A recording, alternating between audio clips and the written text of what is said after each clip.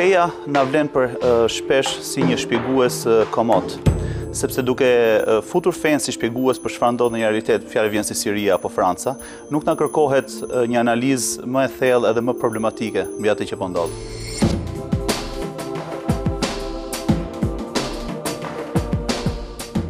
Një foto e gazetarëve dhe karikaturistëve francezë e hedhur në internet dha lajmin shokues.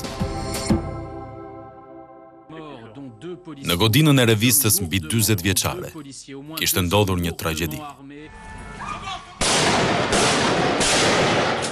Në 10 janar, njerëz të armatosur hynë në godinën e redaksisë së revistës së përjavshme, Charlie Hebdo, dhe hapën zjarr.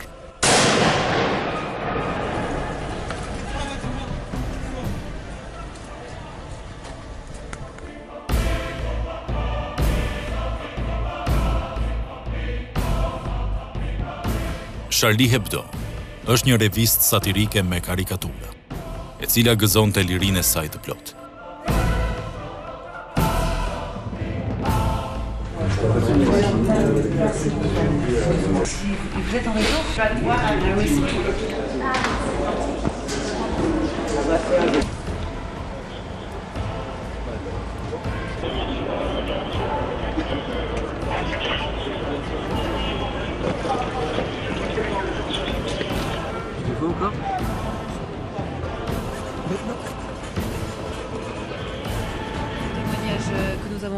Presidenti francez, François Hollande, shkoi me shpejtësi në vendin e ngjarjes.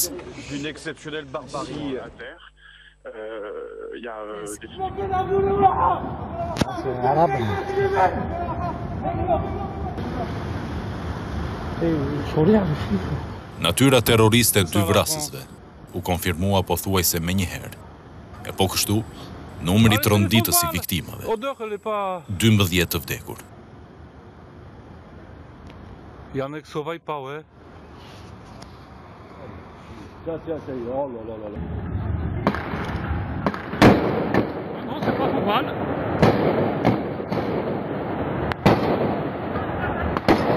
Sì, sa rebondira. Pas pak minutash, ata u bën me emra dhe shumë shpejt. U kuptua se gazetarët që kishin qenë në redaksi në atë moment, ishin qelluar me armë zjarri dhe kishin vdekur.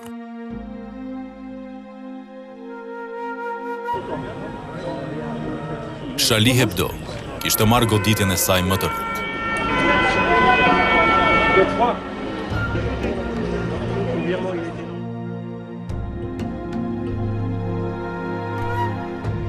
Tre vite më parë, zyra e revistës ishte djegur për shkak të karikaturës mbi ligjin francez për ndalimin e mbulimit të portretit me perçe nga gratë muslimane. Ky ligj kishte hasur në kundërshti të fortë me komunitetin musliman në Francë. E për këtë debat, revista kishte vendosur të mbante një qëndrim shpotitës.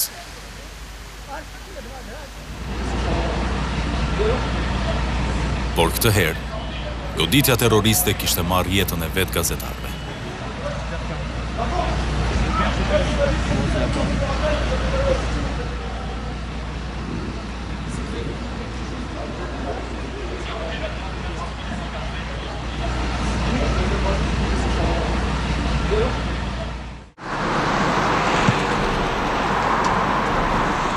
Parisi ka ndryshuar. Është mbushur me policë dhe njerëz. Bastioni francez i satirës u godit. Sulme terroriste në Francë arritën kulmin e tyre.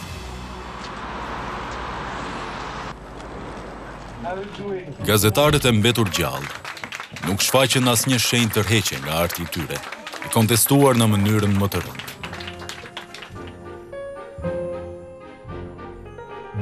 Charlie Hebdo, ditë më vonë, hodhi në treg më shumë se 5 milion kopje, duke rikonfirmuar lirinë e saj.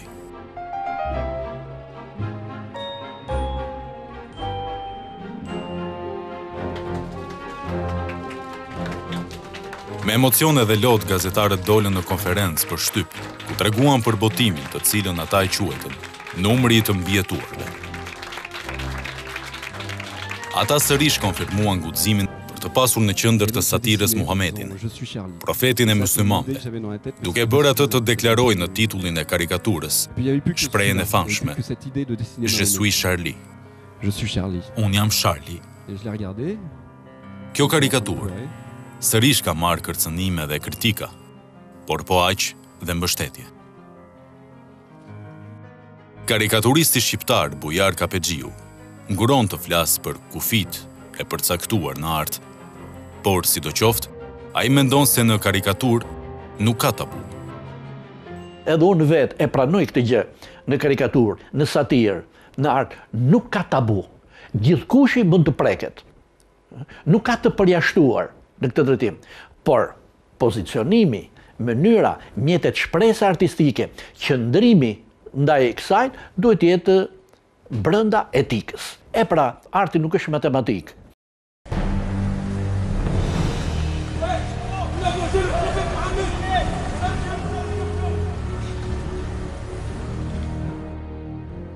Terroristët ishin dy vëllezër me origjinë algjeriane. Ata u vranë 2 ditë më pas nga policia franceze.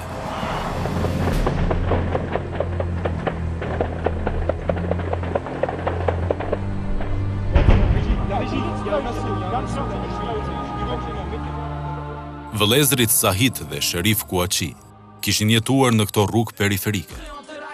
Ata janë rritur mes varfërisë dhe në rininë e tyre të hershme janë marrë me muzikë rap dhe hip-hop. Një dëshirë kjo e gjithë të rinjve të periferisë franceze. Në këto ndërtesa, jetojnë me mira banorë.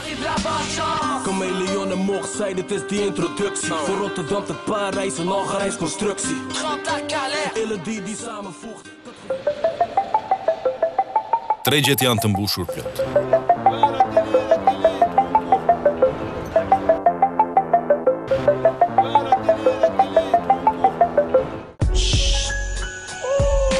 Jeta vërdalliset rreth një izolimi kulturor dhe social. Je suis millionnaire et pourtant j'étais dernier ma classe. On caillasse les forces de l'ordre, leur assurance c'est carglass. Les jeunes perdus tapent tous dans la cam. Finissent prostitués, schlag à fond dans le crack. Le boulot le plus coté c'est le vol à l'étalage. Ma première incarcération. Gazeta Telegraf, pak ditë më parë, realizoi dhe botoi një reportazh në rrugët e lagjes së varfër, ku jetonin 2 vëllezërit terrorist, Sahit dhe Sherif. Të rinj që gazetari David Shazan gjeti aty nuk kanë nguruar të flasin. Ja se çfarë kanë thënë ata për gazetën The Telegraph. Ju jeni të tronditur, e pranojmë këtë, por na dëgjoni edhe ne. Prindërit e mi erdhën nga Algjeria, dhe ne nuk e kemi harruar, se si algjerian ishin hedhur jashtë urave të Parisit. Ky intervistuar, 24 vjeçar, i referohet vrasjes nga policia franceze të 200 algjerianëve në vitin 1961, ose thënë ndryshe, 30 vjet përpara se ai të lindte dhe lufta të çonte Algjerinë drejt pavarësisë.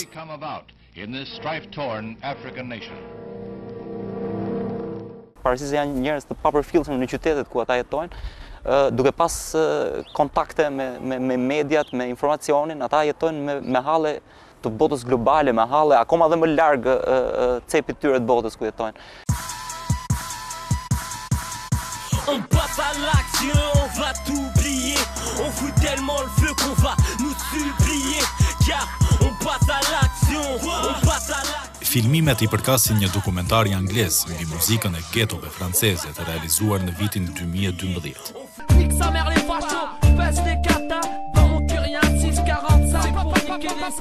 Morsey, një repist i cili ka shumë klikime në internet, tregon se këngët e tij kanë tekste dhunë.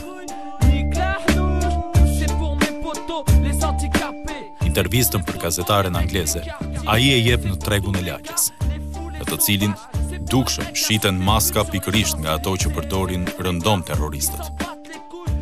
Sur internet, quand on voit des vidéos, t'as l'air un peu violent, tu t'énerves un peu. J'avais fait un clip, c'était mon premier clip, j'étais content, je l'ai balancé sur internet. Et d'un coup, je reçois 50 insultes comme ça en m'insultant. J'ai pas aimé, j'arrivais pas à les attraper parce que c'est du net, quoi. C'est pas du réel, c'est pas en face à face. Banorët e lagjes janë të varfër, por nga mungesa e kontrollit të policisë, duken tepër të lirë. Bledar Komini, një studiues dhe pedagog, mendon se fakti që këta emigrant nuk ndihen francez është një motiv që nuk mund ta anashkalohet. Të flasësh për një brez të tretë në Francë, do të thotë që ata pothuajse kanë marrë traditat dhe vlerat qytetare të Francës. Sigurisht, tradita e vendeve nga ata vinë është shumë e theksuar, pasi për vetë faktin se ata jetojnë në zona të mbledhura, por sigurisht ata jetojnë në zona periferike të qyteteve franceze, në ato zona ku ata e përshtasin jetën e tyre të përparshme me disa nga vlerat qytetare të Francës.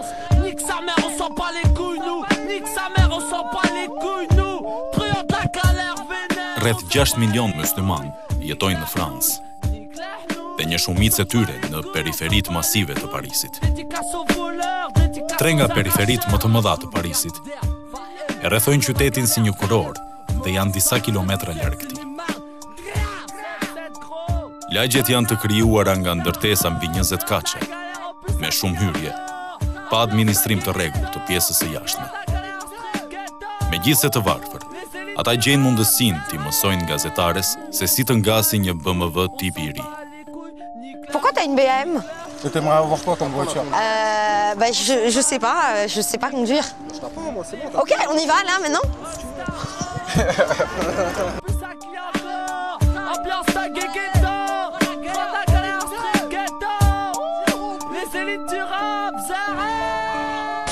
Pikërisht 2 prej bashkëtuesve të këtyre njerëzve ishin dhe vëllezërit musliman që mbushën Parisin me terror dhe vranë 12 karikaturistët e Charlie Hebdo. À l'intérieur, on aperçoit un homme à terre. Por ngjarja nuk ishte mbaruar. Në shenjë solidariteti dhe me mesazhe të qarta për krahje, i njëri i tyre, Ahmedin Koulibaly, vetëm një ditë më pas, mori peng një supermarket hebreu.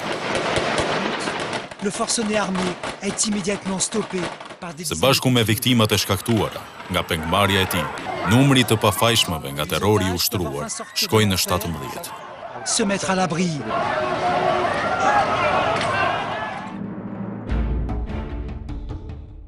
Besnik Sinani, studiuesi sociologjisë dhe religionit, diplomuar në Universitetin e New Yorkut, kërkon shpjegimet e terrorizmit në disa drejtime. Ne flasim për emigrant, po në fakt duhet kemi parasysh që sidomos grupe si algjerianët në Francë janë gjenerate tretë. Në çfarë çasti ato nuk janë më emigrant, por janë vendali. Dhe është pikërisht ky refuzim i ish-fuqisë koloniale për të integruar subjektet koloniale ose fëmijët e tyre në shoqërinë dhe e cila përkthehet në diskriminim, në probleme punësimi, në probleme shkollimi, në problemin e ngjitjes së shkallëve sociale, e cila krijon detyrimisht marginalizime dhe detyrimisht më pas çdo njeri kërkon ta sublimojë aktin e vet.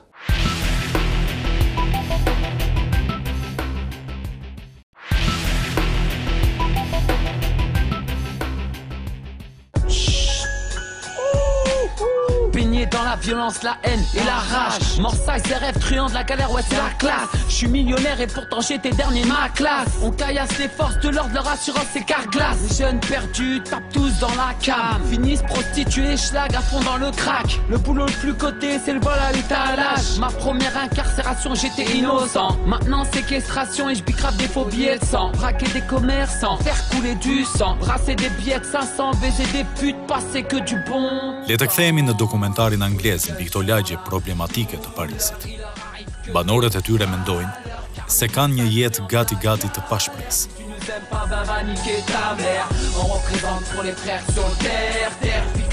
Nous, c'est comme un pays. On n'est pas né en France. Donc nous, on est arrivés, on ne se sentait pas français. Clichy m'ont fermé, c'est tout ce qu'on appelle. Donc c'est mon monde. Ici, c'est mon monde. L'État, il ne sait pas trop ce qui se passe. Pour eux, on est tous des braqueurs, des dealers. On blanchit notre argent. On est affilié à des gangs internationaux ou ainsi de suite. Les gens, ils n'ont pas la chance de pouvoir se développer honnêtement. Il y a de la jalousie partout, de la substitution partout. Et c'est si je peux manger l'autre avant. C'est comme ça que ça se passe en banlieue. Mais après, grandir dans une cité, pour moi, je changerais ça contre rien au monde. T'es pote avec tout le monde, tu manges chez tout le monde se connaît. C'était quoi là avant? C'est 2 immeubles. Bâtiment 23, bâtiment 24. T'habitais à quel étage? 4e étage. Ça fait quelque chose comme ça fait rien quoi.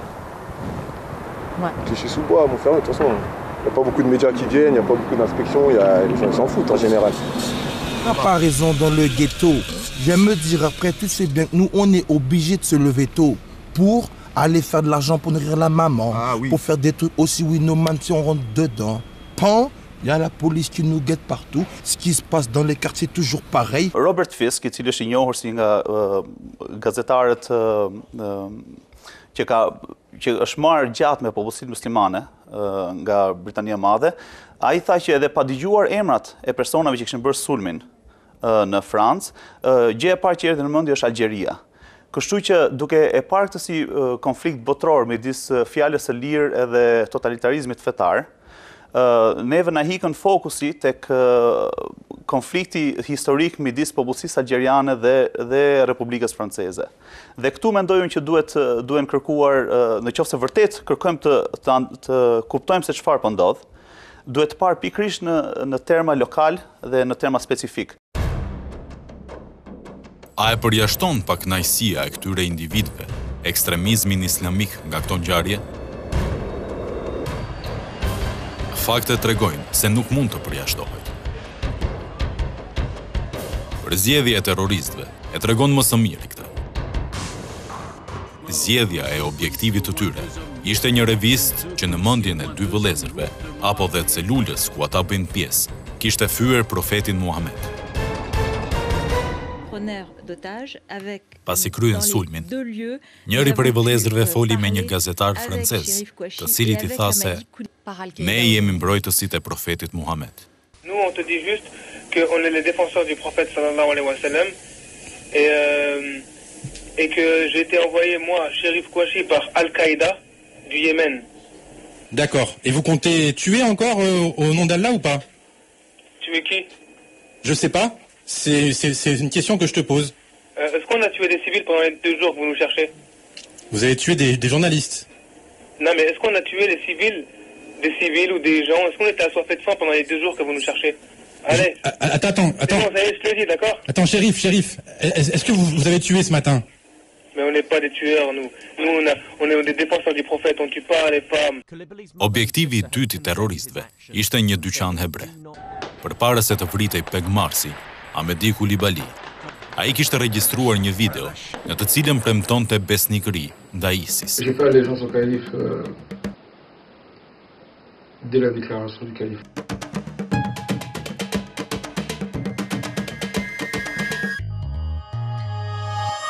Fakti se sulmet terroriste së fundmi në Paris kanë përfshirë fen islame, na bëjnë të shtrojmë pyetje të vështira mbi këtë fe.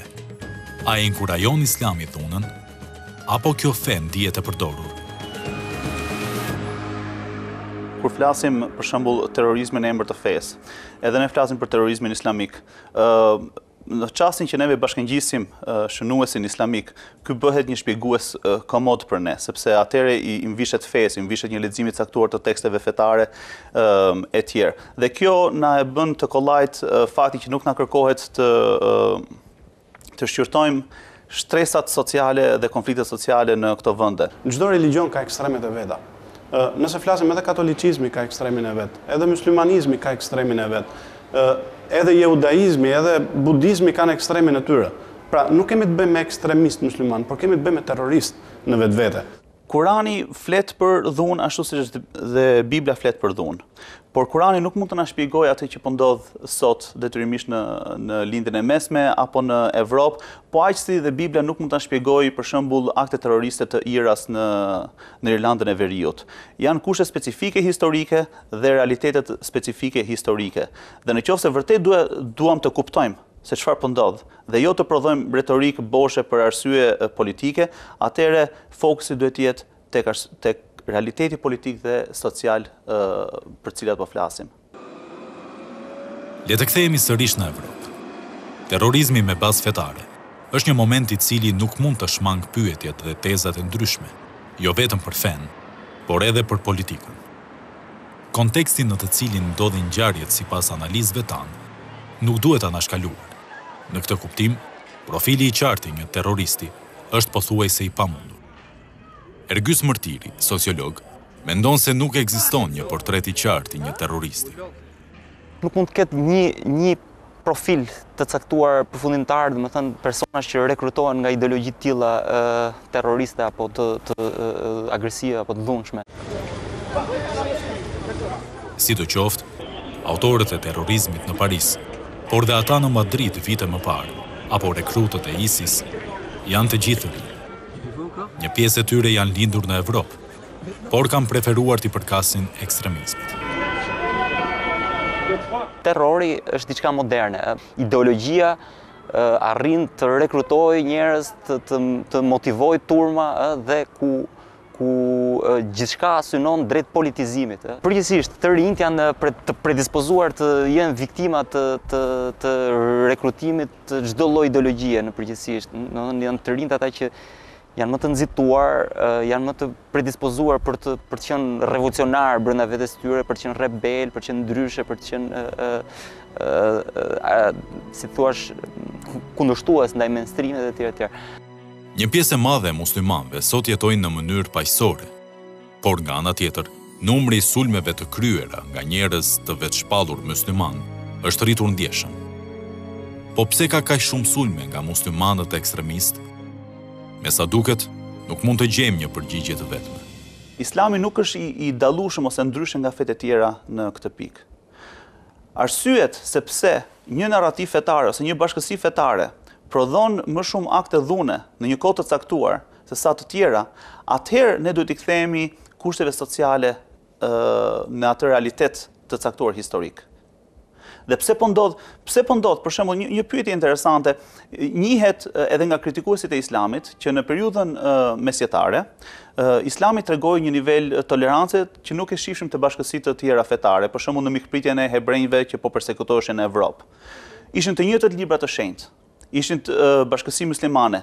Pse janë po ata muslimanë që sot, po ato bashkësi muslimane që sot tregojnë një rritje të dozës së antisemitizmit?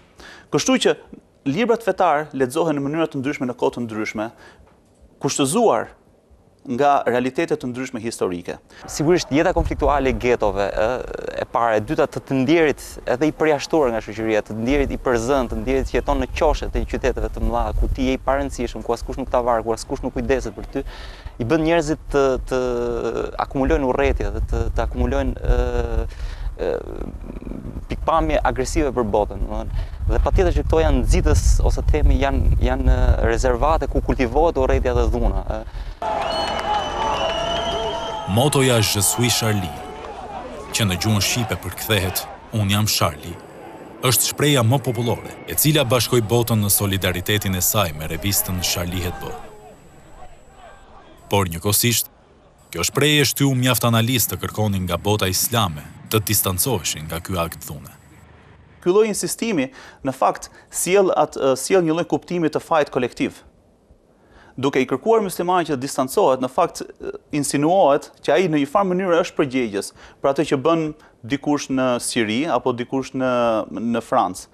Kurse në fakt faji në një shoqëri demokratike, normalisht faji, përgjegjësitë janë për herë individuale. Mos ndoshta insistimi i shoqërisë për distancim të botës muslimane e mbingarkon atë me faj? Apo distancimi është i vetmi moment që doktrina e vërtet ndahet nga ekstremet? Gjë në një farë pike është legjitim. Pse? Sepse për publikun e gjerë kërkohet një lloj sigurie që koshit e tyre nuk do hedhin pallatin e erë, që kolegët e tyre nuk kërkohet një lloj sensi sigurie, dhe kjo është totalisht njerëzore.